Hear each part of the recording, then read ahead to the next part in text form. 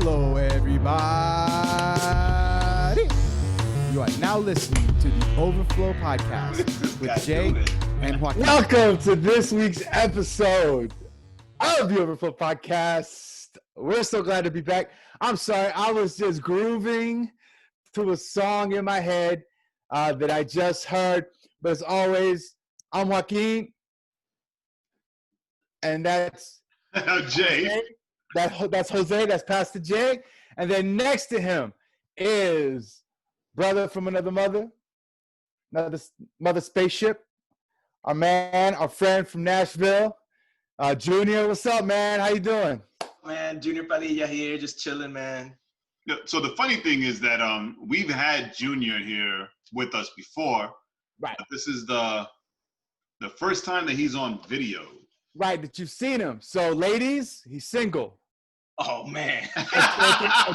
That's all I'm going to say.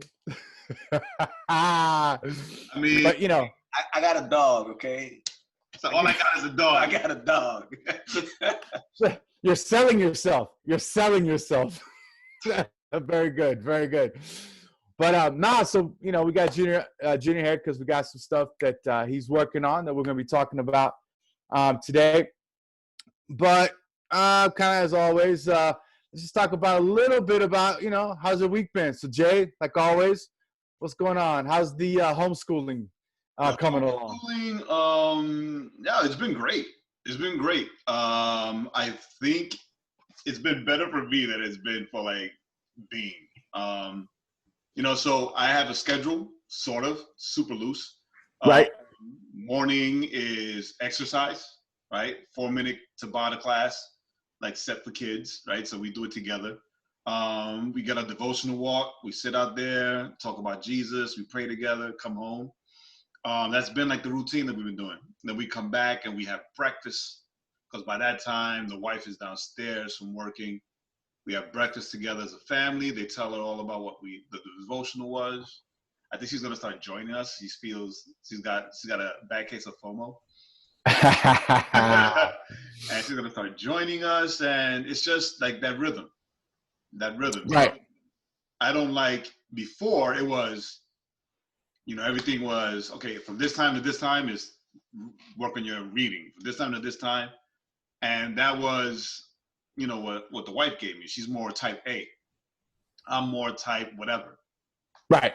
Right. So right. Just mix it up. After breakfast, she leaves. Like, all right, you guys, what do you guys want to do today? Hey, let's play. Let's have playtime. Let's start off with playtime. Then let's go into our reading. Then let's go into our, you know, whatever it is.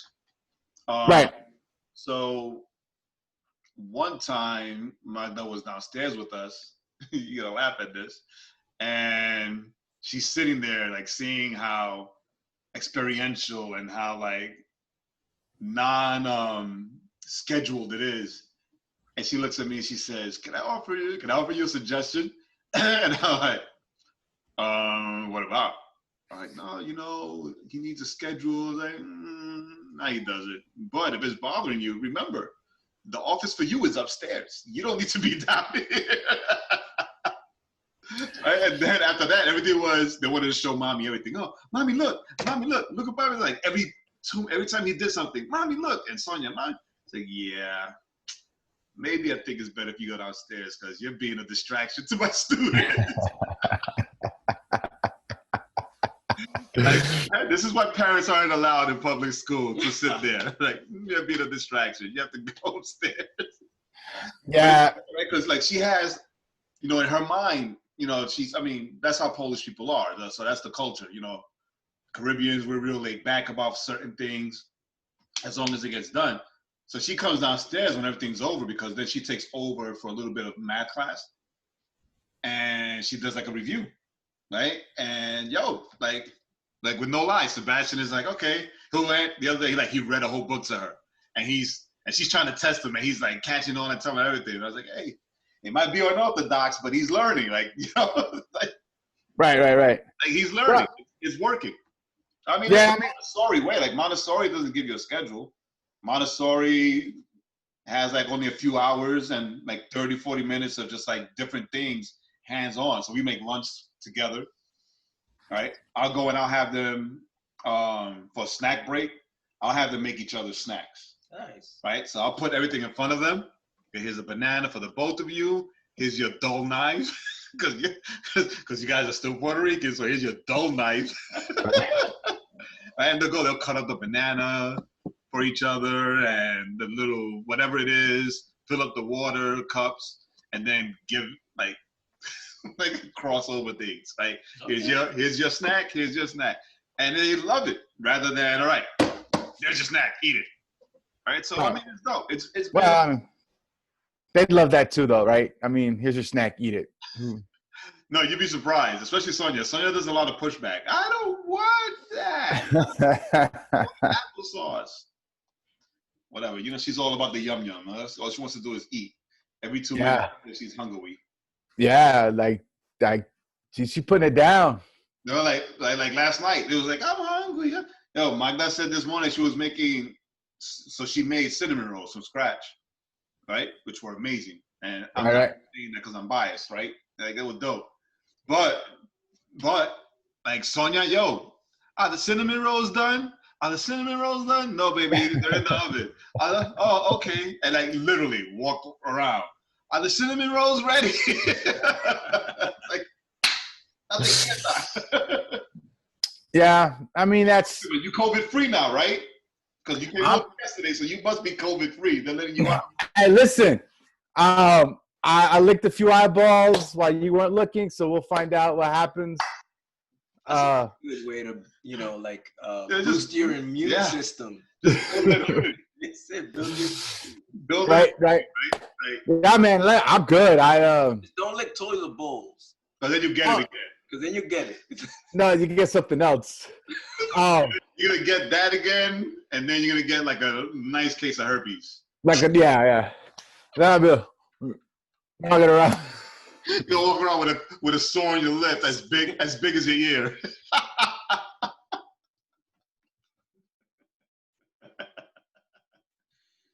Hey, we lost your audio.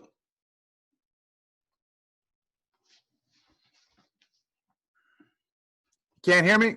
Yeah, now we could. Oh, there we go. Nah, man, I'm good. This week I started working out again. I hit 4 days out of the week. So I feel fine. Like people always talking, like I know some people had issues, but I'm good. I just, I did my 48 hours fasting, like I was talking about last week. I was gonna be starting. I broke it with pulled pork and brisket. So and we were there, so this is true. Yep, we saw that happen. No, but did you even notice? I ate the pulled pork in the car before. In the car, yeah. Yeah, I was like, I'm hungry. Yeah, I was gonna say, yo, there's no eating in the car, man. But I realized 48-hour fast. Yeah, he's not gonna let anything fall.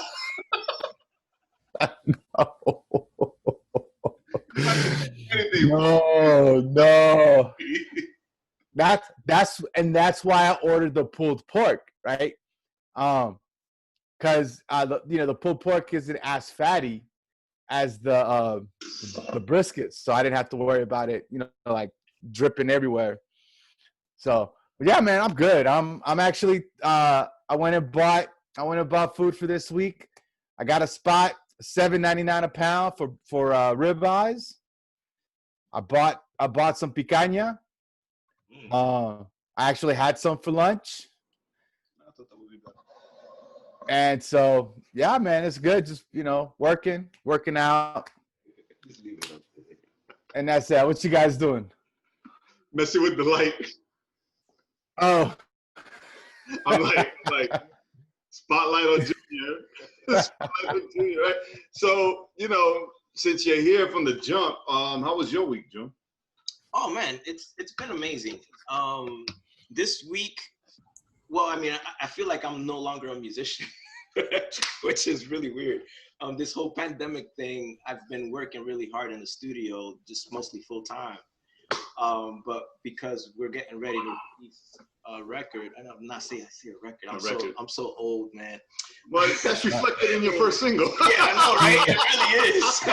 So So yeah, so this single's dropping on Tuesday. This production that I did, and so I've shifted over from music stuff to really campaigning and just like letting people know, hey, I have a production coming out, and it's daunting, like this day and age, what you have to do to make people aware that you have something. Right.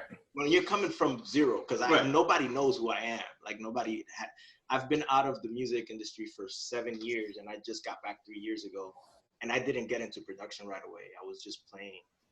I'm a drummer, so yeah, so it's just I've been doing that, just preparing campaigns. Like that's all I've been doing, and plumbing. And plumbing. It's like every man, except for Joaquin, has had to have some plumbing issue during quarantine. During quarantine, man. Like no lie, I had to fix the toilet heater, right? And I've had to fix the garbage disposal, right? Well, in the sink, right? And I'm like, I don't know what I'm doing. I don't know what let me go. Like, yeah, I was getting ready to come here on Friday, and the morning that I woke up and I started getting stuff ready, my bathtub's leaking. Like and I'm talking about leaking. It wasn't regular. I was like, I can't. Like my bill would be like $800 by the time I come back. Yeah, no. So I had to learn how to fix it, and I know that last time I got a plumber to fix a similar leak, it was over $100, and I was like, Junior, you're gonna learn today. or you're gonna get home and your house is gonna have floated away. Yeah, it's weird because remember when I was talking to Banning on my podcast. Him too. He was like, hey, like I never held a wrench in my life, but I had to do it now because we're in quarantine. I can't call people in my house. Can't call nobody. Especially out in California. Yeah, exactly. Yeah. Especially with him being a pastor, you don't know what'll happen or what he has. Yeah. So I mean, that's hilarious. So I do wanna.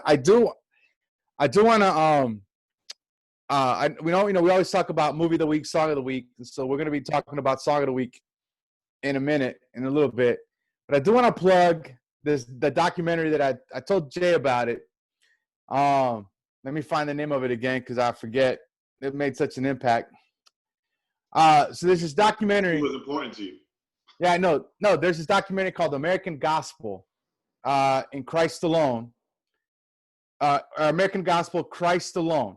And it's on Netflix. If you have Netflix. If you don't have Netflix, I got Netflix. Find a different way to watch it. What was that? Netflix messed around with Jesus too much. I'm done with Netflix. Well, this trying to redeem themselves or something. Apparently, they're trying to get us back. They're trying to get us back. Right. Well, no, you can. Hey, hold on. They don't care about you. Come back. Look who we got. Come back. Christ alone. They don't care about either of you. I talked to them. I talked to them. Pure Flix. Look, we got this. I talked to them about you too. They were like, good riddance. I don't know. But no, American Gospel, Christ Alone. It's probably like on iTunes, Vudu, all the different rental places. Check it out. It's really good. It's don't watch the trailer because the trailer makes you think it's about the prosperity gospel. Like that's what it's about. But it's really about the centrality of the message of the gospel and how important that is. When I watched the trailer, because I watched the trailer before you watched the movie, because I saw how Todd White reacted to it. Right. The so-called healer, the street healer. So I watched the trailer when I saw that, and to me, it was more like whoever cut the trailer, they cut it where it seemed, well, the one that I saw, where it made it seem like they were saying that Christianity was a bunch of like nonsense. Like, oh look, they have some money. Look, this fake healing. Look, right. That's the cut. That's the trailer cut that I saw. So I was not interested. I think that's the one I sent you because it makes it look like it's about about those guys, the prosperity gospel people who are involved in all that kind of stuff, right? It's like my oldest daughter sent me she tagged me on this Facebook video, and it was a lady on the floor of a church, and people were just like throwing her money, right? Like throwing money on her. And then the headline was Pastor dies and won't resurrect until like a quota is met or enough money is met, right? And of course, all the comments, and I'm like that doesn't make sense to me, because you can see that the person on the floor is moving, like her head was moving. So I went and I did my own research, and it was a woman, right, who had been going to the doctor, and she was in and out of the hospital, and she didn't have the money to pay for anything, right? So she had all these hospital bills. So the pastor of the church, who was a woman that was walking around on the microphone, asked for the church to like help her out, Pay for the bill. right? To pay for the bill. So when she saw like how the church responded, where everybody was just coming in and writing checks and just like giving her money, like she just like laid out on the floor sobbing, right? So it's like you read this headline and it's like, yeah, look at this, Christianity is fake, whatever. And then you read the real story and she's on the floor crying because she can't believe the outpouring of people just like giving her money so she can pay her bills. Right? So when I saw the trailer you sent me, I like that's what I saw, like the same thing. Oh, fake Christianity, so-called street healer. Oh, look, this guy, Todd White, like healing people in the street healer. I'm like, oh, come on. Like, you know, like Jesus didn't heal people in churches. Like, well, right. The synagogue to heal people. Like Jesus was the street healer, right? You know what I'm saying? I'm not equating right to Jesus, but you know, I just didn't like the way the trailer made me feel. Well, so get out your feelings and check it out, because the interesting thing about this documentary is when you start watching it, it has nothing to do with what you saw in the trailer. Wow. The first half of that documentary, it talks about what is the true gospel, right? The gospel of Christ crucified, the gospel of, it's not a, it's not the like, oh, if you do this, then God will bless you. That's not the gospel, right? The gospel is Christ crucified and people dying for that truth. Then they juxtapose that with this, word of faith, charismatic Pentecostal movement with like the Copelands and all these guys, and it's a contrast, right? You're like, whoa, because what the prosperity gospel is teaching you is a transactional faith, right? And then it ends with, it ties it back into what is the gospel. Okay. And so I'm telling you, you watch it. It was Benny Hinn's nephew, who's a pastor. He was a big part of that. He had a big hand in that. And he's in it to shut his uncle down, right? Like, because he was a part of that, and then he left. Right. No, and he's in there, and he talks about that. But he doesn't trash. He's like, look, my family is, they're loving and they're loving, caring people, generous people. He goes, but I was in that, and then you realize, how is this really about Jesus? Right. When you're going on a crusade and you're staying in a hotel where it's, super high end luxury hotel, and then you're taking these people's money, and I think both of you, if you checked it out, I think you'll like it. I think most people need to check it. If you're still on Netflix, American Gospel, Christ Alone. I'll look for some. I canceled Netflix after the whole gay Jesus. Right, but you know what? You can rent it on Vudu. Not Vudu. Okay. You can rent it on Vudu and watch about the American Gospel. You can watch it on iTunes, whatever. But no, I'm dead serious. It's something people should check out. I think it'll help. It got me thinking. A lot of times I was watching it, I was thinking Jay's gonna be taking notes if he watches this, because he's like, that preaches, that preaches, that preaches, that preaches. Here's a question without any spoiler, alerting or whatever. Without any spoilers, what was your takeaway on it, if you can say? My takeaway is that I think that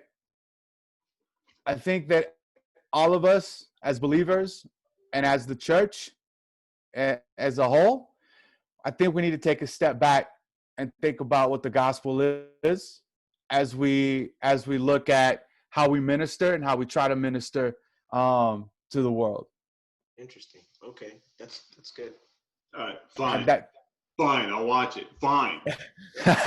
Fixing my arm. Fine. Yeah. If that's the message that you get out of it, man, then it's worth it. Then again, you are Southern Baptist.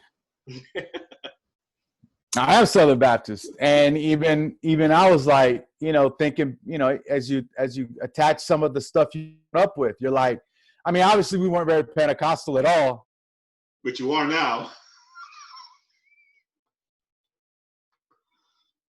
Yeah, I need to screenshot this.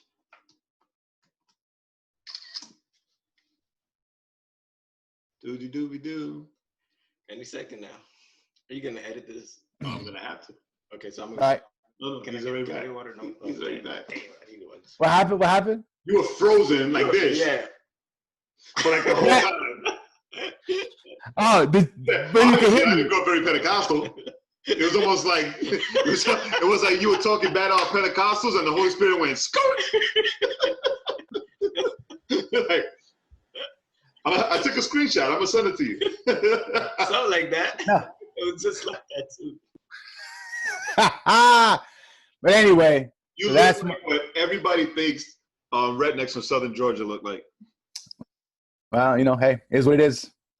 At least I don't say y'all. Oh. Yeah. What? I see. That's Or to make you feel better, at least I have a reason to say y'all. Hey, I've been saying y'all since I lived in New York City. So like y'all, when I came to down south and they were saying y'all here, to me that was normal. No, you didn't. Yes, I did. I was a kid in junior high school. I was saying y'all. Yeah, we've been friends I've always said since we were in y'all. our 20s, man. You would not say y'all like that. Always said y'all. I've always said y'all. Y'all, what's up, y'all? Oh my God, I'm lying. I just don't.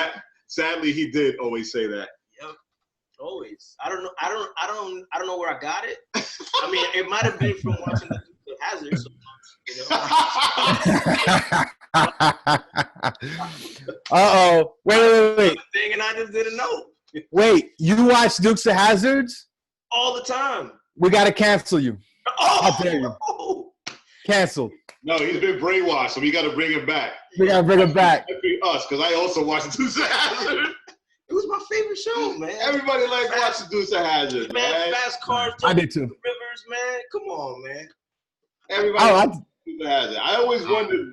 No, I'm not gonna front. Like I always wondered why the Confederate flag on top of the car. That didn't even dawn on me. Yeah, it did to me. It's like, oh, why do you have the Confederate? Because for me, the Confederate flag was the flag of the losing team of the Confederacy, right? So I'm like, well, why?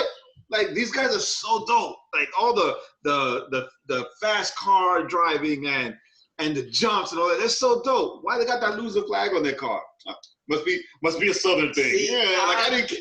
It's like, I oh, didn't. I only went to one history class.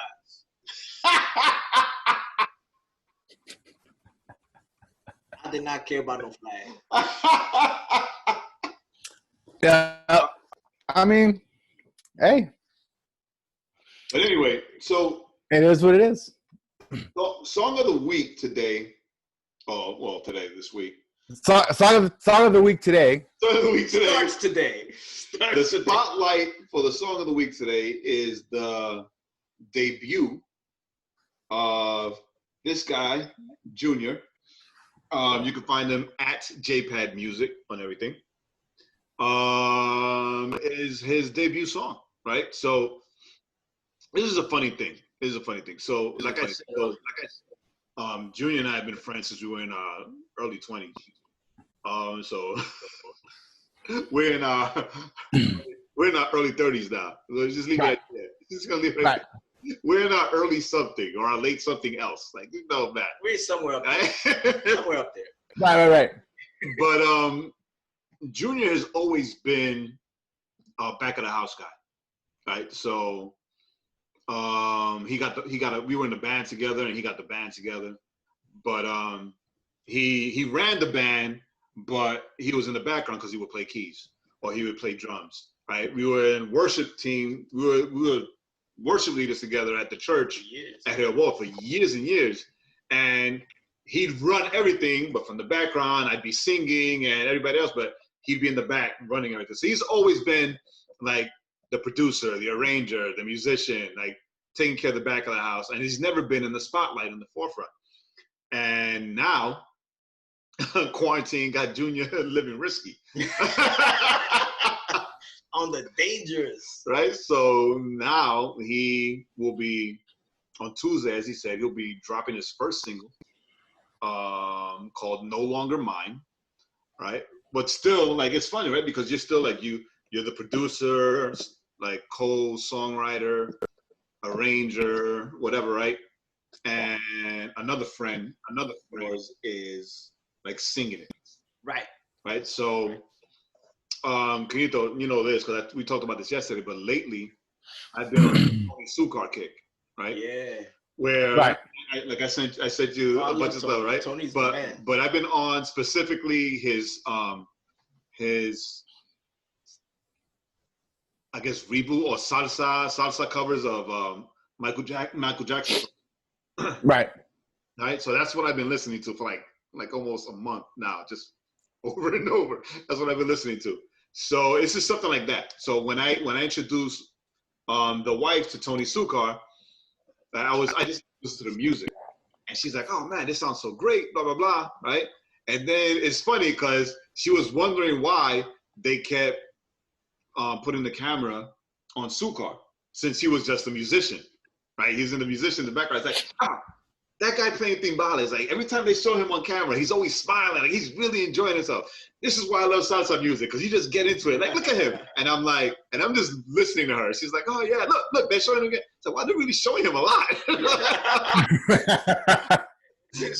I'm like, because it's his show. Like, he's the artist. Yeah. You know, it was like, well, but he's playing. I was like, yeah, he's playing, but this is his show. This is his band, his show. These guys are singing, but he's the guy that made the arrangements to put everything. It's Tony Sukar presents Michael Jackson salsa version, but you know, he's not a singer, so he's got singers singing what he's done. Even now he's putting out original music, right? But it's again him playing and doing all the back of the house stuff while somebody else is singing, right?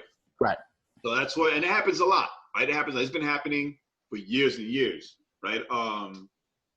I think for me, the most famous is Quincy Jones. Absolutely. Right? Quincy Jones. And not only did he discover like all the bulk of the majority of your favorite artists, right, including Michael Jackson, right? But like he's the guy that's been in the background doing everything, and everybody knows who Quincy Jones is. And if you don't, I feel sad for you. You know, go research great music. But everybody knows who Quincy Jones is. But Quincy Jones would do all of the music and like arrange all of the notes and everything, but you know, he'd have a singer like Michael Jackson would sing, Diana Ross would sing, or whoever else would sing. But we all know it was Quincy Jones presents, right? This whole thing and all these concerts with all these other famous singers. So basically, that's what Junior's doing now. And so it's Junior Padilla, No Longer Mine, featuring this kid. I hope he doesn't watch this. I hope he doesn't listen to this because he's not listening. You know, featuring this guy Sharif Iman, who is an amazing vocalist, right? Incredible. Like, so, like, it's funny because we were talking about this before, but like on the album, he, you know, a lot of, and we've talked about this a lot, like being in music for as long as we have been, where a lot of people sound great on the recording and then sound like garbage live. right? So, a lot of auto tuning, a lot of tweaking. Right. You know, you can go in there and actually like fix their tone deafness.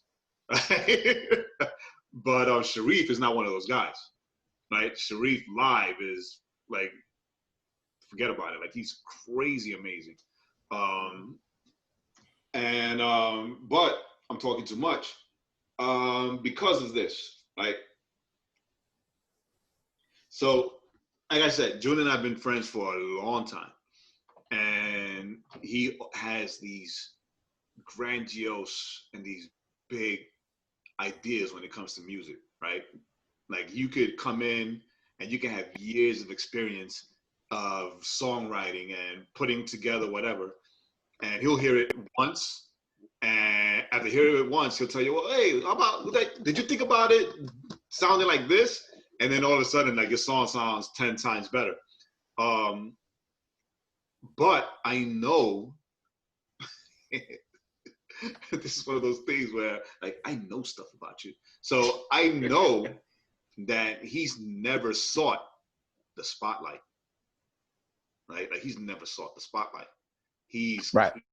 being in the background and pushing other people and helping other people with their craft and helping other people get on the platforms that they want and making other people sound better and all that, right? I can honestly say that you've never wanted the spotlight.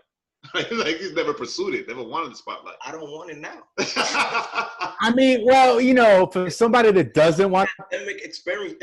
Experiment. It really is. well, for somebody that doesn't want the spotlight, I've seen those promo pics. Hey, man, I if think you're gonna do it, you gotta do it right. I think it says something different. You know, I'm glad you think that, but like, you know me, if I'm, you know, if you're gonna do it, you gotta do it all the way. Like, I gotta look like I'm somebody, even though I'm nobody. Ain't no such thing as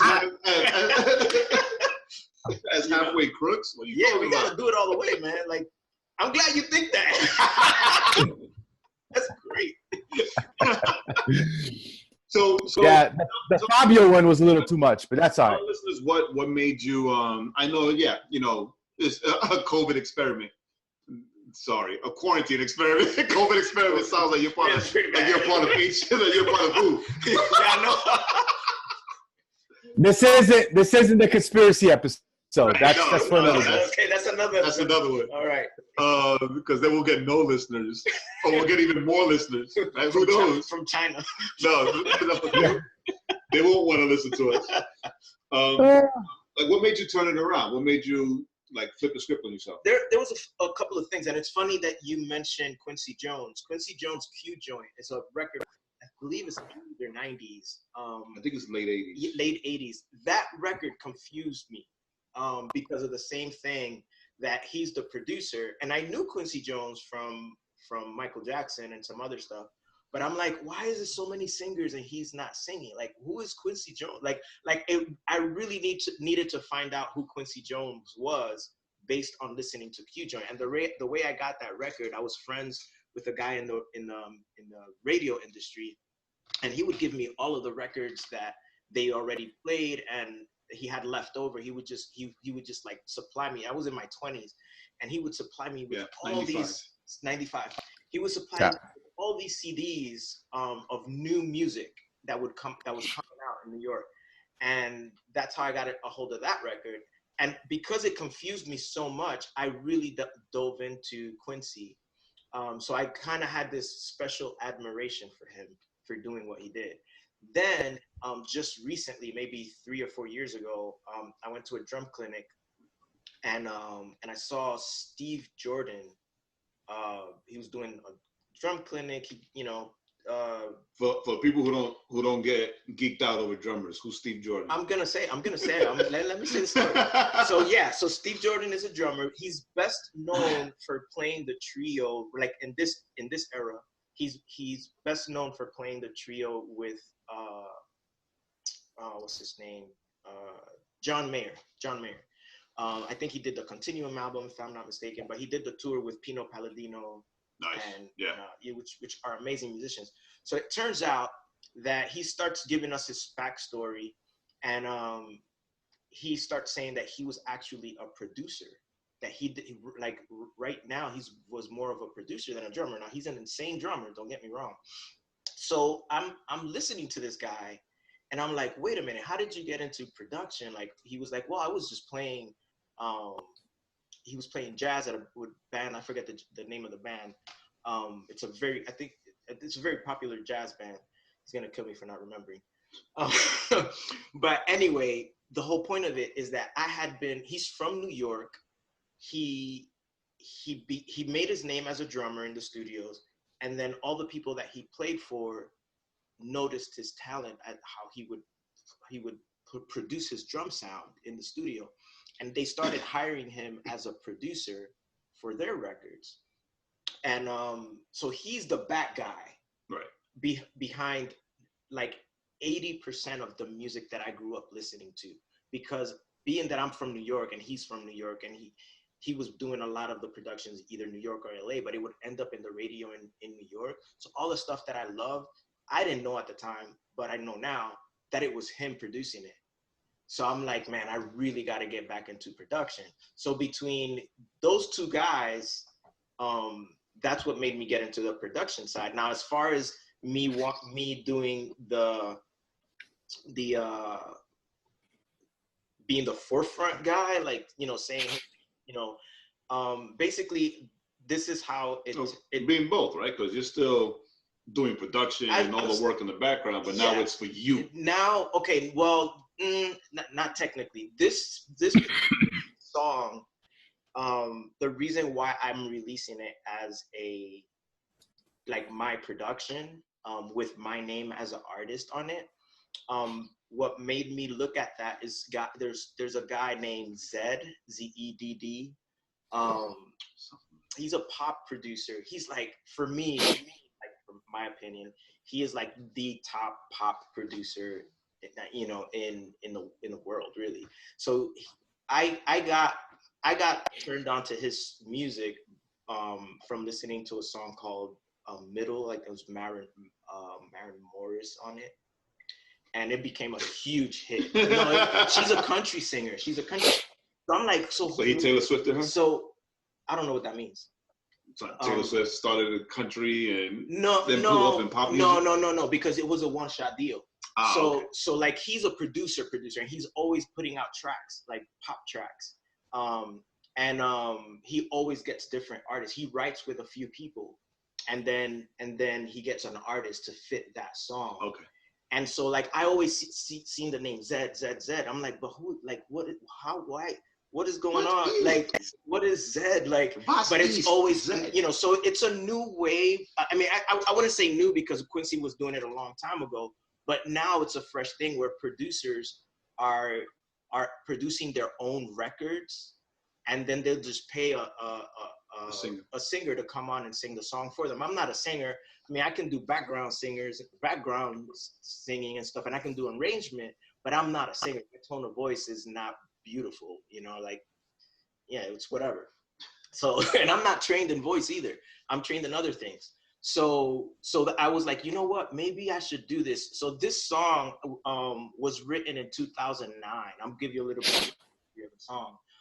This girl named Tara Lane, she's actually amazing. She came with the idea of the song. She had written the song already.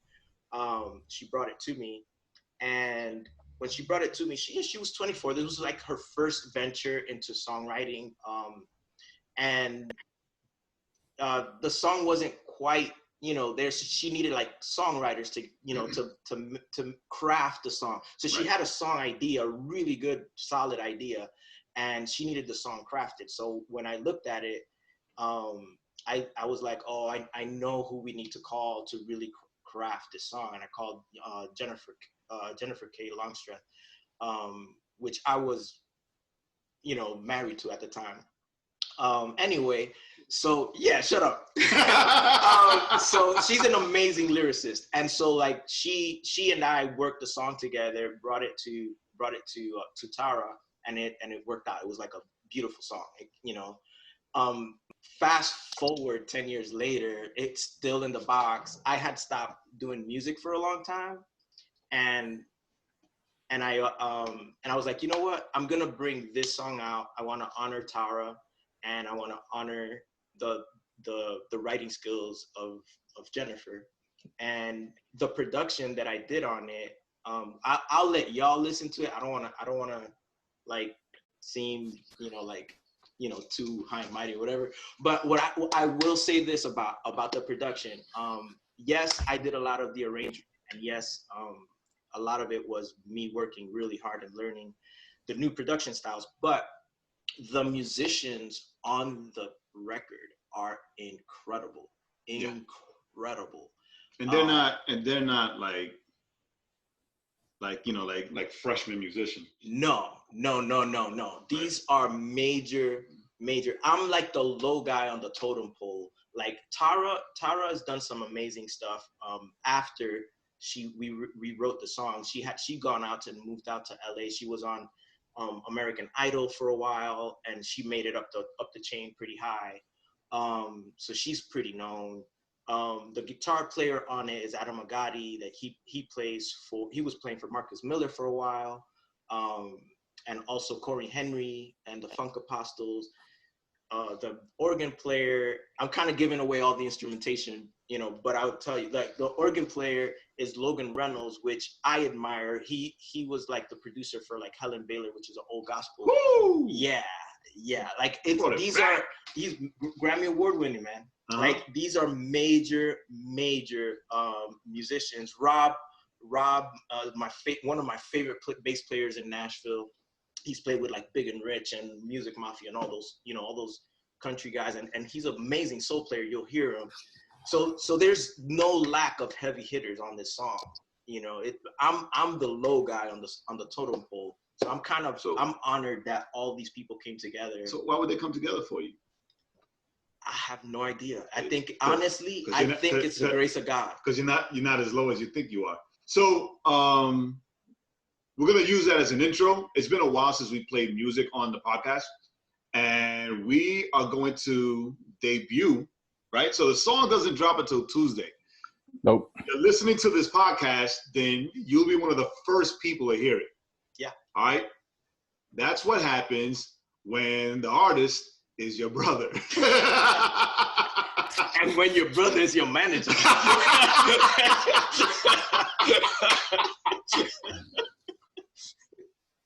Yep. So we're gonna put the song on now, and we're gonna look at Junior make funny faces while he listens to the song. I get hit every time. And we're gonna look at Joaquin make funny faces, and me just like enjoying the song and laughing at these two guys. All right, there you go.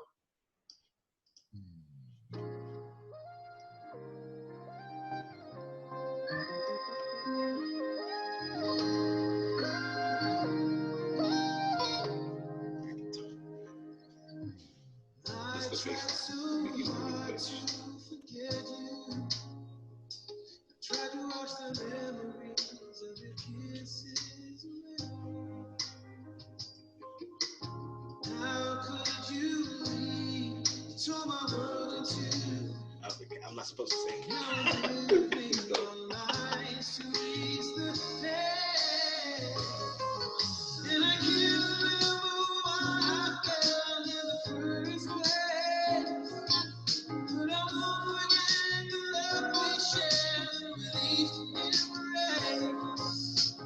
No, I never leave your side, no matter how I try. It's just a long gone by. Drunk along.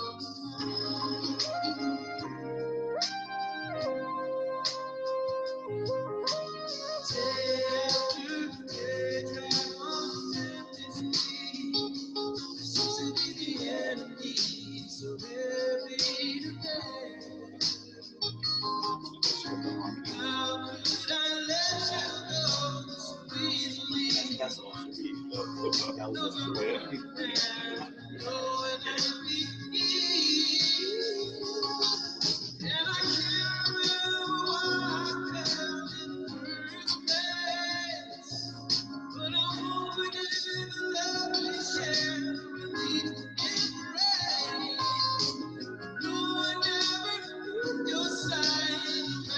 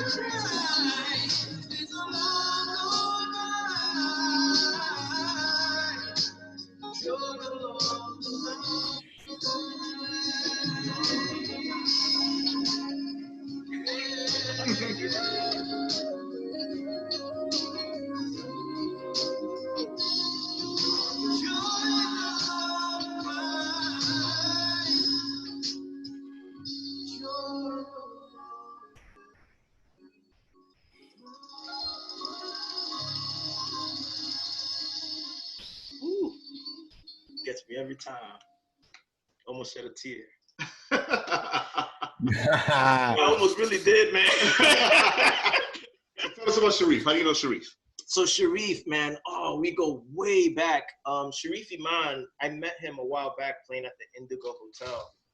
Out in Nashville. Out of Nashville, singer-songwriter, guitar player, and extraordinaire, man. And I had the privilege. He asked me to play with him. I played a lot of percussion before, like hand percussion. So we played a few times, played drums a few times with him, and we've been friends since I think like 2009, 2008, 2009 or so. So that's really where we know each other from. Now he's actually a minister. He's a worship leader at a church in Oregon. So he's doing amazing out there. So pray for a brother, 'cause he's out there in Portland where they're burning Bibles. Portland, Oregon, man. Like, pray for him hard. He's oh yeah, in the thick of all that craziness, Right. and he's serving the Lord. You know, like he's serving the Lord is amazing. Yeah. I remember when I met him when he was doing that. He was singing that Centennial Park. Mm-hmm. Like this was like I think it had to be like 3 years ago because Bean was like 2 years old, and there was no Sonia around. Wait, in the bandstand? Or Mhm. wow. Yeah, it was one time we went and you. That was a while back. It was a while That was back. a while back. But Yeah. anyway, yeah, I think it was one. He still had the long hair. I got pictures. He still has a long Anyway, hair? No, I'm talking about Sebastian. Oh, okay. Bean still had the long hair. Gotcha. Even though he has long hair again now. You guys got to see it. But anyway, so how have you seen, God working with you, right? With this song and with the fact that you're coming from the background to the spotlight and putting out your first track and all these things. How have you seen God's hand allowing things to just fall in place for you? I don't know what the forefront looks like, like being in the front end looks like. I'm always a supporting guy, so like I don't know what that looks like. It hasn't clicked yet.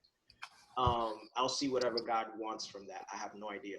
Now, when it comes to getting here, it's been miracle after miracle. Like this song, like I said, it was written in 2009. When it was finished writing in 2009. And in 2010, I stepped away from music. I went through a divorce. I had another business, a scooter shop, for a long time, 7 years. And when coming back to doing music, right before that, I went through a few accidents, which I got healed from and miraculously was supplied for. I think we talked about it in one of the podcasts where now the pandemic is hitting right when my drumming career was taking off. Because when I came back, I know it's funny. When I came back to doing music, because of the accidents that I had, I couldn't play drums very well because my tendons were hurt. And so like I was like, well, the best thing I can do is like work really hard and start playing drums again. And it took me like a year, and then I started getting these incredible gigs. I think Jackie Velasquez was one of the first ones to hire me on a major tour, like a Christmas tour. So I thank her for that. And that was like a huge encouragement for me to. I'm waiting for social distancing rules and quarantines to be lifted. Yeah, to go back to Nashville because Nickels is food. That's right. Nick is good. He's good on his word. That's one thing. Hey, vamos a ver. He owns us food. He's good on his word. So they gave me like one of the biggest opportunities. I was already, at the level where I could play, and then they gave me that opportunity, and that gave me like a lot of confidence to be able to play and live from music. And then, so I really think that was a God thing of God encouraging me, hey, you can really do this. And I went from there to getting a call to work for this artist named Marie Wise Hawkins. She's a country artist. And that was key because that was on a ship for 6 months. And when I left on that ship, my mindset was to take all of my production equipment with me. and I took my production equipment with me. And while I wasn't playing drums, I was learning how to produce. And right before that, I mean, miraculously, God provided for me to buy the little things that I needed. Like, I was, living as a fresh musician, so gigs were up and down. Finances were up and down. Like it was crazy, and to be able to afford a little bit of production equipment to take with me was incredible. Because once I got on the ship, it was 6 months of intensive learning how to produce, and so. When I learned all the new skills, not that I didn't know how to produce, I produced before, but the new technology had changed. 7 years of new technology is incredible. Like I'm still learning to this day. Every day I'm learning. So every day I'm hustling. So yeah, so like that, I think that opportunity that God provided for me to go work on that ship was one of the major things for me to, because it doesn't matter if God opens up doors into production. If you can't do it because you didn't put the time in, it doesn't, like God will open doors for you all day long. But if you can't provide, if you can't do what you're supposed to do with that door, it doesn't matter that he provided the open door. It's just a breezeway. right. Just keep on walking. Just keep walking. just walk right through. Just walk right through, because you're not gonna sustain. So that I thank God for that. That was a big game changer for me. And God, and I know this was a God thing. Like there was, I could tell stories for days of how I got on the ship, what happened on the ship, and when I got off the ship. Just everything that worked. I'm sorry, everything that was supposed to work against you. Yes. Right, from even getting the gig, right? Yes. Okay. So could I talk about getting the gig? Yeah. The guy that gave me the gig, I've met him once. And I'll say his name because he's dope. Steven Maestro. Like he's an incredible drummer. He played for Selena Gomez. He's in Nashville. And I'll tell you how this whole started, and you'll know that everything else was a miracle after that, right? Because that was the propulsion of me being where I'm at. So he had posted, "Hey, I need a drummer for a ship." This. He actually he didn't even say ship. He said it was for artists. It was for a gig. Yeah. It was for a gig, Mm-hmm. and I sent him a Facebook message. He didn't respond, so I left it. Not a Facebook message. I saw it on Facebook. I sent him an email. He didn't respond. I left it alone, right? On a Sunday, Nashville has this thing called it's like a soul night thing where Jason is the lead singer. He's the one that puts it together. Nashville has soul. Nashville has soul. You just listen to it. That 90% of those guys are all. No, Nashville. That's what I'm saying. Is it Nashville has soul? Nashville has soul. Well, no, it's not. It's not Nashville. It's not Nashville has soul. Okay, because no. I remember we went to one. I'm drawing a blank. I'm terrible when there's like a camera in front of me. Doesn't matter. So anyway, like I'm sleeping in bed. Like Sundays is my like sleep day. Like I don't mess around. You don't go to church. I'll go to church. I'll go to church when there's no pandemic. But it's early, right? So. But yeah, so like it was later at night, and I was just sleeping, and I wake up and I'm tired, and something tells me get up and go to the club. Like seriously, like I knew this was going on. I was like, go to the club, like go hang out, go just go do something. And I'm like, no, I'm tired. Like, why do you want to get up? And I was like, you know what? Go support your friends. At least go support your friends. Like, you need to go support your friends. So I was like, okay, I go. I pay the $10. I get in, and it's soul. It's Sunday soul. I think it's what it's called. Sunday night soul. There it goes. Now it's coming back. Sunday night soul. So I'm sitting there. They're like changing bands or whatever, and this kid, I mean, he's not a kid. He looks like a kid, but he's not a kid. Maestro goes and he starts playing drums, and I'm listening to him. I'm the pickiest guy for drums, and he's playing, and he's like touching my soul like no other drummer. Like I'm like, what? Who in the world is this guy? And so I stay there the whole time. I usually spend 30 minutes and I leave. But I stayed the whole time. I was like, I gotta talk to this guy. This guy's amazing. So I talked to Maestro and I'm like, man, dude, like I really appreciate your drumming. Like, you know, and it was like on a soul level, like that I had like some kind of a connection with him, you know. And it ends up the dude is a believer. He's like, I know this now, you know, but so like what was speaking was his spirit. Like it was actually his spirit. And he says, hey man, he's like, thank you, man, I appreciate that. What's your name? I'm like, I'm Junior. He was like, Junior who? Junior Padilla? And I'm like, yeah. And he's like, I've yeah, been man. looking for you. He's like, yeah, man. He's like, you emailed me about this gig. He's like, are you serious? You really want that gig? And I'm like, yeah, man, I think I can do it. He's like, okay, I'll call Marie tomorrow. Like, you'll get the gig, and you'll get a message. Like, I'm like, okay. And sure enough, I get home and Marie is calling me, you know, and she's like, can you let me know by tomorrow? Like, and Yeah. like it was like that. So if you, for me, that was a God orchestration thing, because I wasn't even going to the club. And Right. had I not gone, he probably would have never responded. Because there was a list of people that emailed him for the gig. Mm-hmm. You know, and it happens that I was there at the place where, you know, and I met him. You know, it was just a God thing. It was meant to be. And from that day, from that day on, yeah, from that day on, honestly, you know, like I said, I could tell you stories for days. It was miracle after miracle after miracle after miracle, up until me deciding to go back into the box and say, I want to get this song out. I want this to be the first song, which is Tara's song, for a lot of reasons. One, that was the first song that she brought to me.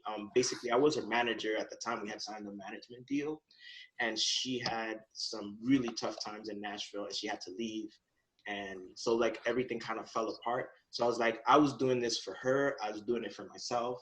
I was doing it for like a bunch of. It just dawned on me who it is.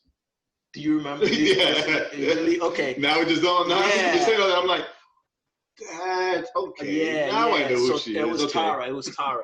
So like for all these people, and then also for in a sense for myself, it to me this song is a base it's like a renewal and also a closing of my old production style, and because it does have elements of my new of the things that I've learned, but all that stuff was recorded in 2009. This stuff was not recorded in 2020, with exception of a few things, like maybe like the synth, and then it was mixed. This was mixed by Alex Rivas, by the way. Like he did an amazing job. Another heavy hitter that has toured with major artists around the world, and he's like right in Nashville. He's like, we're friends. Like again, another God miracle that we're connected. He's a believer as well. Yeah. So like, it's a family of believers, really. It's just kingdom people in different places. Kingdom people, and what I like about this song is that it has all these kingdom people penetrating the secular world, and with hopes that their spirit gives people peace. Right. You know, that's my desire as being in the I know there's that it's voodoo for a Christian to be in the secular world, but I'm all about it. I'm all about it. I want to be in the secular world. Not that I don't want to be in the Christian world. I love the Christian world too. And if opportunities come, I'll take them. I'd rather work in the kingdom than to work in the world. But these are the opportunities. Nah, man, being of the kingdom, wherever you work, you're working for the kingdom. Amen. And that's how I believe. Like that's our old legalistic upbringing showing its face. So this song has been it's been so many things. I mean, even your participation, everybody. It's been a massive team of people that have brought this together for whatever reason. I'm just thankful to God that it's happening, and I don't know what's next. I have like 3 or 4 songs that I've written with other people, and who knows, I might release it the same way, or I'll get the artist and they'll get it. I don't know. We'll see what happens, but more is coming for sure, God willing. Yeah. So, as the manager, I'm saying that there will be an album. Okay. We're gonna have Yeah. juniors. We're gonna have juniors juke joint.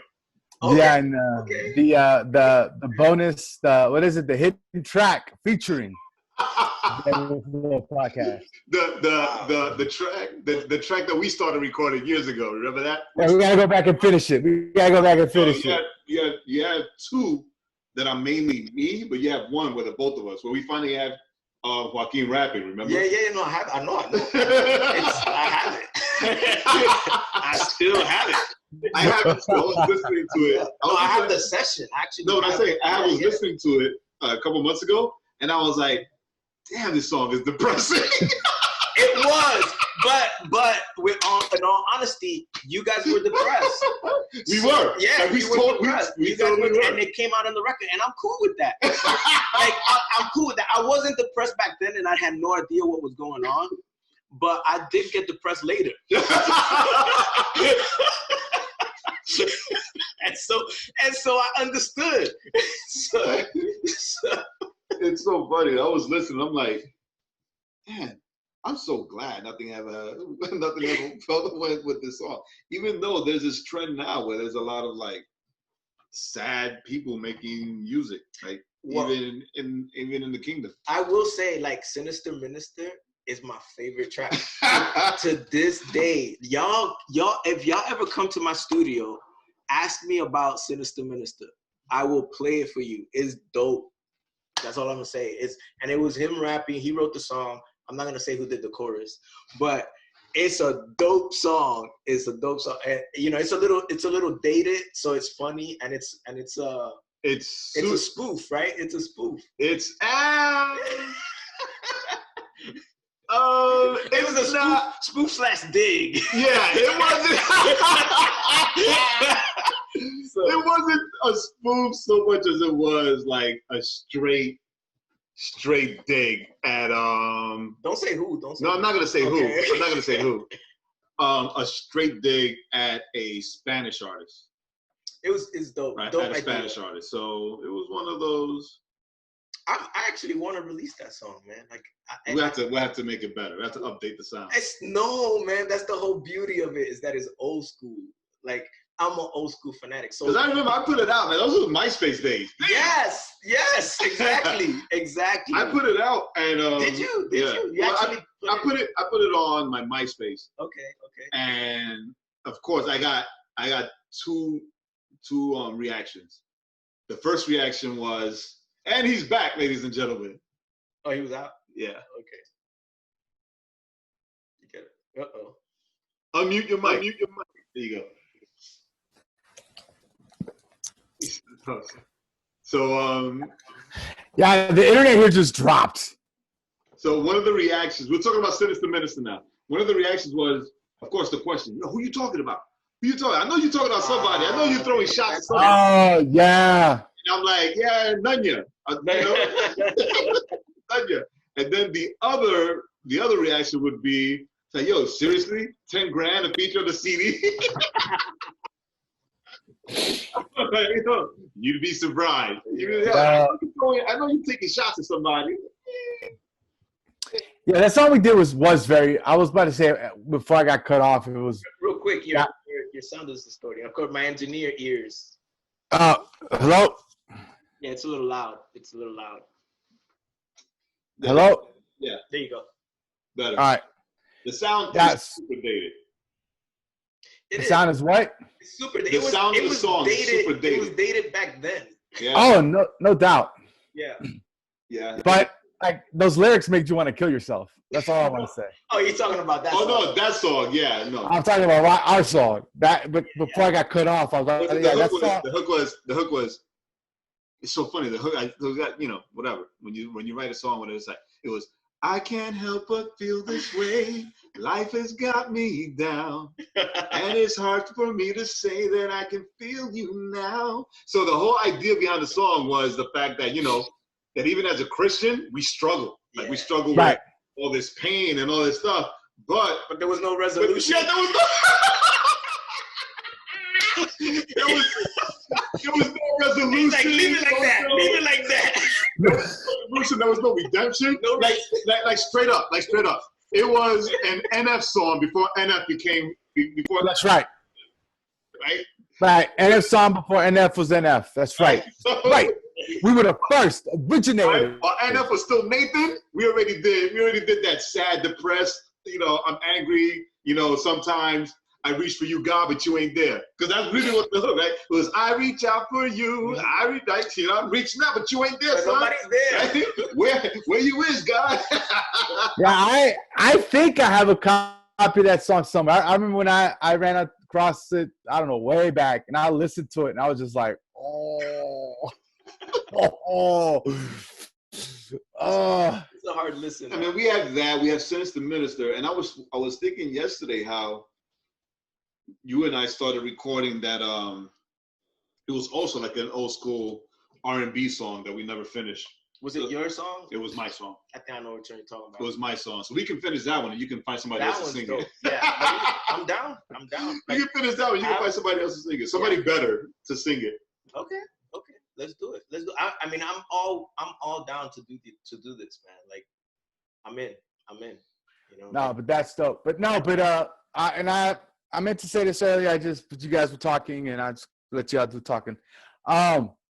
Your song though, and I said this off the air, and I gotta mention it on the air so everybody knows. And we old. Yeah, we old. No, it's funny when I was listening to your song as we were talking earlier. It did remind me.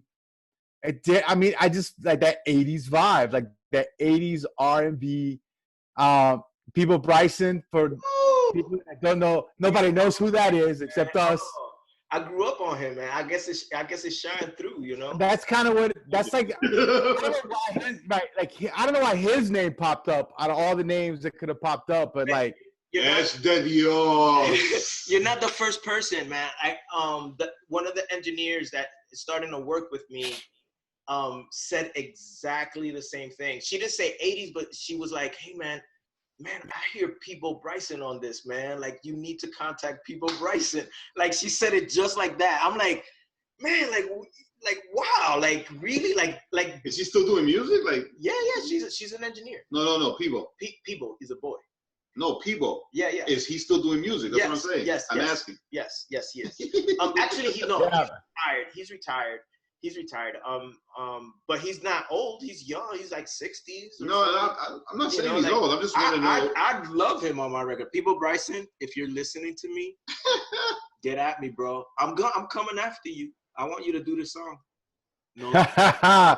Oh no, they're gonna use this as evidence. He's still doing music. Yeah. He says my new album, Stand for Love, is available now. Well, I'm gonna go buy your album, people.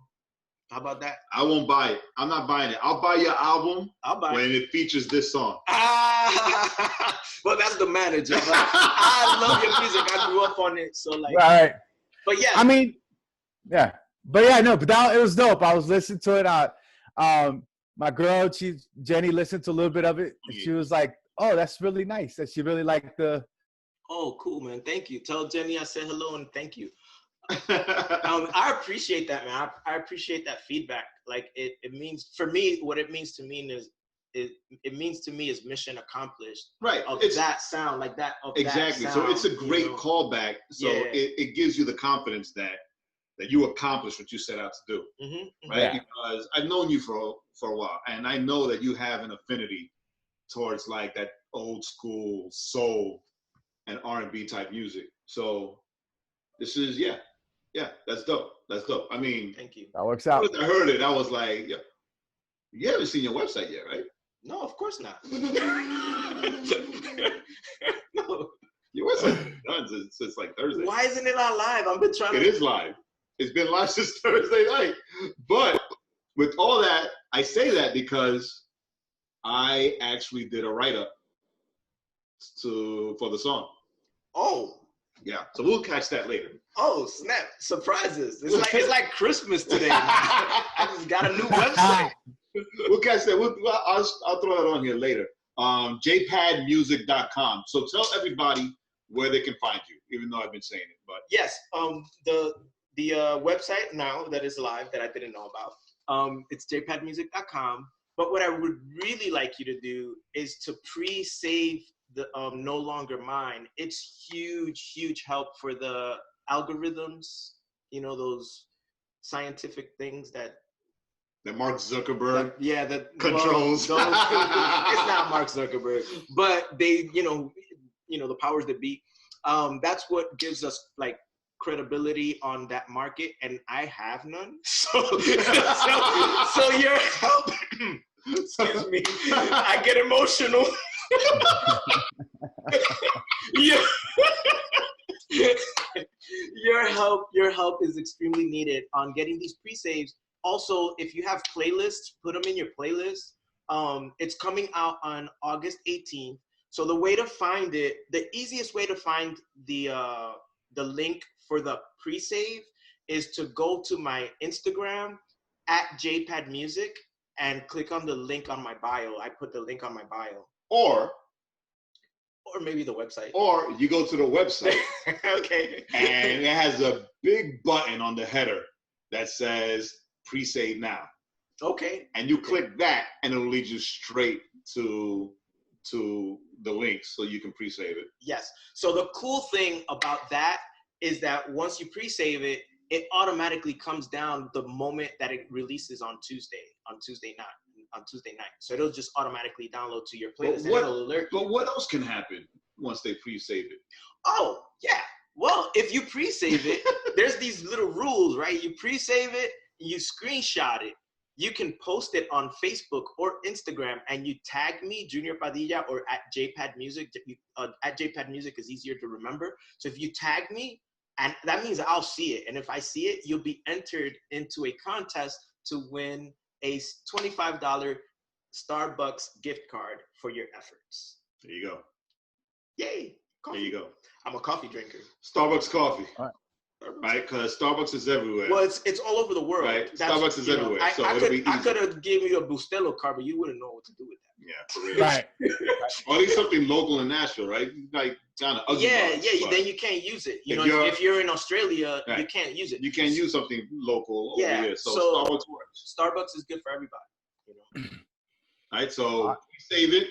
Go to, again, at JPad Music or JPad Music everywhere, right? So all social media, JPad Music. Click on the bio link, or the link in the bio on Instagram. Go to jpadmusic.com, and I littered that site with pre-save now. Yeah. Pre-save now buttons.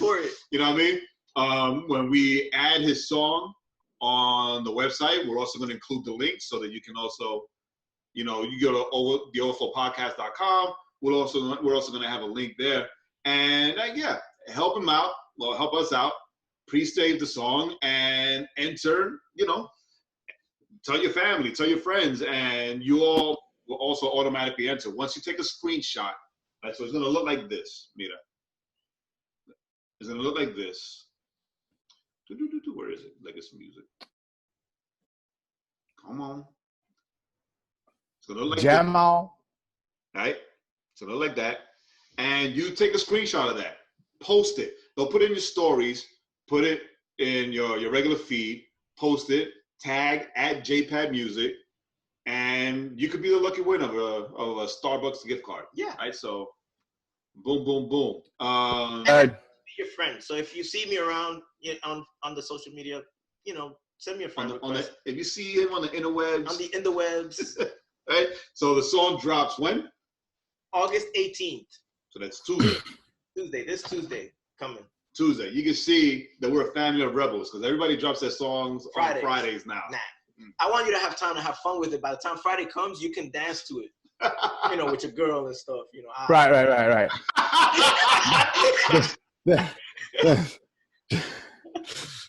You have to be a Bible apart. A Bible verse apart. And if you're a legalist, don't even listen to us because you can't dance. You can't dance. Don't dance. You can't dance unless it's one of those fake Israelite dances. But we ain't gonna just go. That's all you can do. That's all you can do. Side to side. Don't be like David.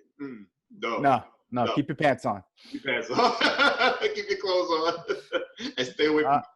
Anyway, right? So She's no longer young. Sure, exactly. She's gonna be like, yeah, no, keep that alone. So anyway, yeah. So this is Tuesday, the song drops. Pre-save now. Enter to get a chance to win a $25 Starbucks gift card. So that's like depending on what you drink, right? If you're smart, you can make it last. Get a blonde roast, blonde roast. Smart, but most people go to Starbucks for the candy, sugar, the candy coffee, right? So, but that's awesome. So you have plans on dropping more music? Yes, absolutely. I work. Well, it's not my music. It's my production. I'm working with a young lady named Sarah Dawn, and her single will be coming out next month. Right. We don't have a definitive date yet, but it's probably close to the third week of September. And it's another dope song. It's a banger. Like, this girl can write. She can write. It's another dope song. It's another throwback. Yeah. It's yeah. I'm sorry, I'm privileged. I get to hear all this music early. It's another dope song. I'll send it to you later, Kenito. So excellent. So that's the next one. But as far as for me, I'm gonna wait till I probably finish with Sarah before I drop another one. Maybe. Maybe it depends. It depends on how things go. But I think with Sarah, we're gonna do multiple probably projects. Right. So I'm gonna do what I'm the type that I like to really focus on whoever I'm producing on before I do myself. Another reason why I did this for myself is because pandemic. I was working for myself by myself. So I was like, right. Okay, well, let's do it. I have it in the can. Let's go. So yeah. Awesome. So what we can close out with this inspiration. That's easy for me. All right. There are a lot of people like you, right, who have the talent, have the skill, and they're home, right? Right. But Well, honestly, and I don't want to sound cliche, but my inspiration comes from God. I'm sorry, that sounds way too cliche and way too vague. No, that's perfect. I mean, this is a Christian podcast. Yeah, I can't give credit to anyone else. When I'm having trouble, what gets me out of trouble is prayer. Right. In music, it's not my ability. It's like I can practice all day long and not get anything, but I pray and it comes to me. So I cannot give any credit to my creativity to myself or to anyone. I can give skills credit to other people. I have a lot of influences with skills. Lately, Michael Whitaker, Roy Wooten, he's a drummer in Nashville. They've been very influential to me. Even Alex with music production, with engineering, Alex Rivas. I've had a team of people that inspire me on a skill level. But when it comes to the creativity part of it, it's really, really been God. Because no matter what I listen to other influences, other, and I get it. I hear things that I learned from them, but when it's time for me to get it out of me, I don't unless I lean on God. When I lean on God, everything happens for me. And what about motivation? Not your motivation. I know what your motivation is, but what would you tell people who are listening who feel like they're in a funk, on a quarantine funk, right? What would you say to them to get them up, wake them up, and motivate them? That's a hard one. The quarantine didn't mess with me too much because I had been through some serious life experiences right before it. That prepared me for the quarantine. The only one thing that threw me off in the quarantine is that I had someone sharing my space. And I'm a loner, a rebel. I'm not a rebel, but I'm a very big of a loner. And when I had to share my space, I was going nuts. So I created a garden and I just stayed in the garden. for like 2 months, you know. But not that I didn't like the person with me. I love her. You know, like she's amazing. But it was I don't like people in my house. But anyway, that's a different. That is a New York thing. Yeah, and I'm a lonely child. I'm an only child, so like I always had my own room. You know, my house is tiny. So, but anyway, the when it comes to motivation, I believe that you have to have patience with yourself. But in having patience, you also have to take steps, even if they're small. Take small steps towards the goal that you're trying to accomplish. Because what you call that? Depression or being unmotivated Right. about your goals usually comes when you don't see any progress at all. Right. Okay. You know, and I've done that. When I was trying to get back into the studio, I would open the door, look at it, and it was dusty. Remember, you guys helped me clean it. And I would just shut the door and go back out. That was a project. You know, I thank God for these guys. And you know what? And another thing is, you want to be motivated, help somebody else. Help somebody that maybe has your goal, but they're not. But you're not where they're at. Right. They're a little bit higher than you. Help them, because that may very well inspire you to do more for yourself. And always do a little bit a day for yourself, even if it's just a little bit, because what happens is that you see progress. And when you see progress, then you want to do a little bit more. And then you want to do a little bit more. And then for me, motivation didn't come all in one shot. It came little by little, little steps. And then the little steps became bigger, And then now I want to work on music all day long and replace my job, you know, which thank God that's what I've done. But it took it took 3 years of those little steps. It took 3 years for him. Yeah. It took more years for me. Yeah.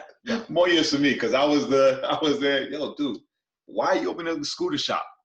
Kill all the scooter stuff. Get in the studio. Make music. Do music. Yeah, you know? Yeah. When we cleaned the studio, it was so that we could clean it, so it could be clean, and he could get in there. And I still didn't get in. It was one of those things. Yeah. Like seriously, it wasn't like why would I go 3 hours to Nashville to clean your studio? It was like, hey, we need to do something. Like something needs to be done. I know he's not gonna do it. Let's make it happen. But that right? helped. All those little things help. Every one of those things, you know. And I don't say that to like take anything away from you, take any credit or anything, but I do that, and I'll still do it.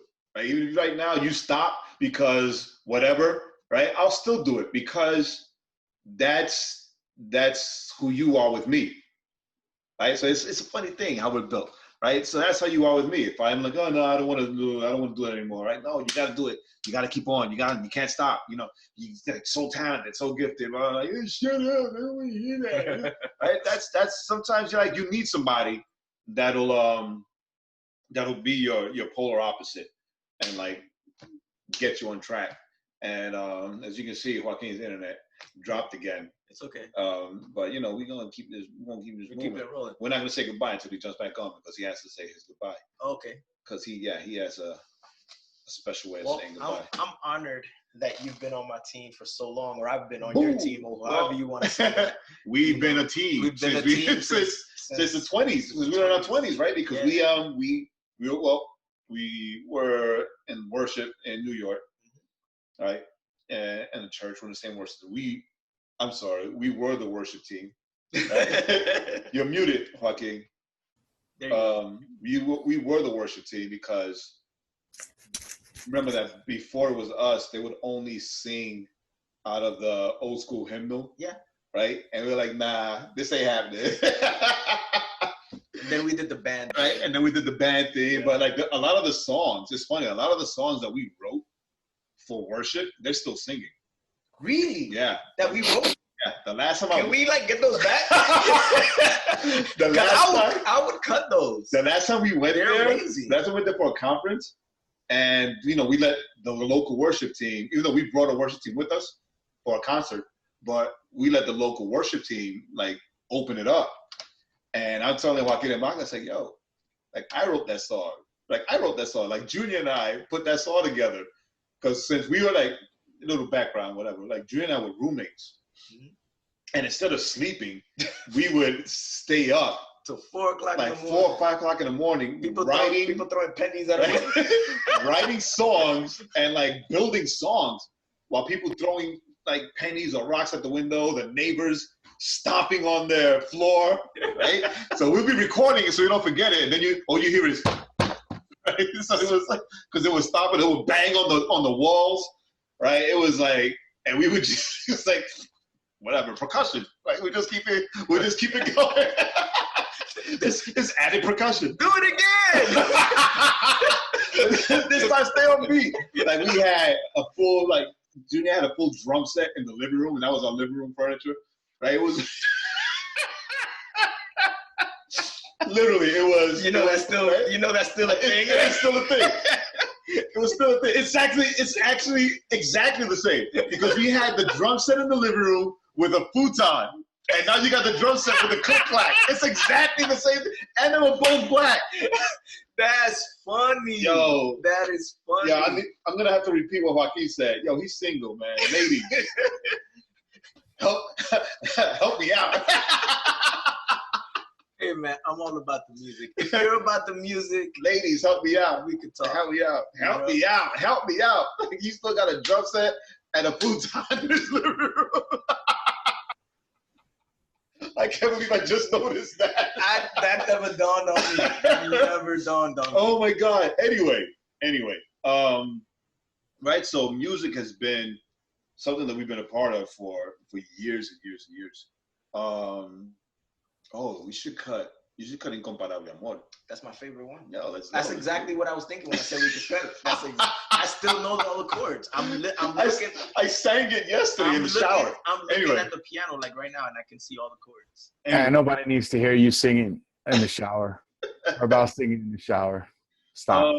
Stop. Anyway, so yeah, we in music for a long time, and I can say this with full confidence because that's what connected us. That all the music stuff and all the songwriting and arranging and producing, whatever, it was always for the goal of ministry, right?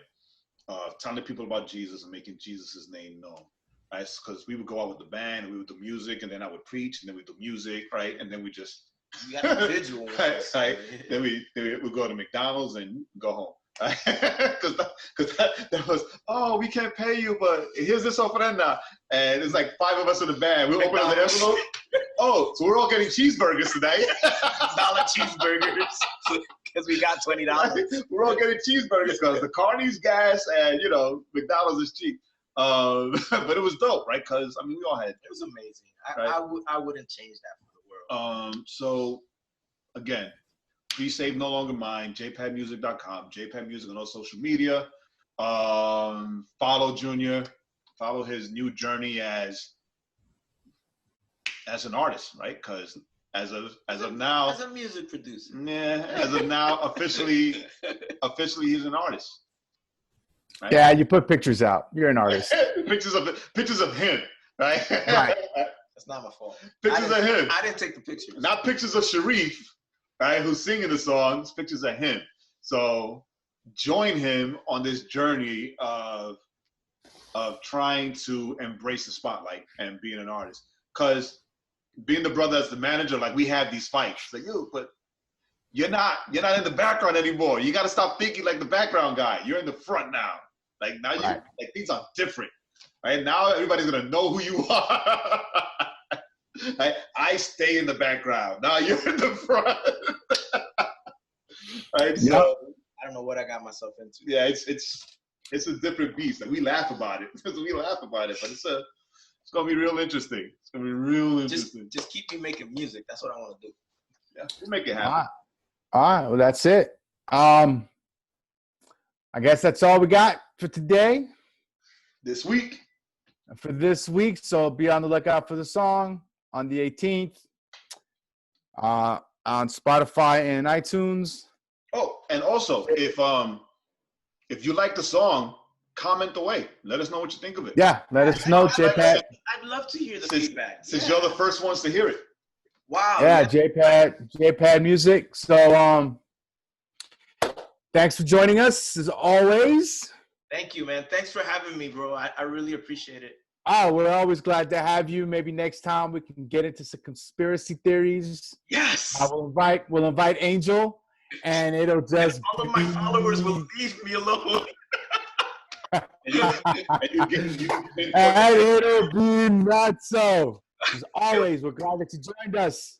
Anyway, as always, we're glad that you joined us. Overflow Podcast. If you're watching this on video, please subscribe, hit the little bell so that you can know when we put something up. Go to Spotify, go to theoverflowpodcast.com, where you can link into all the stuff.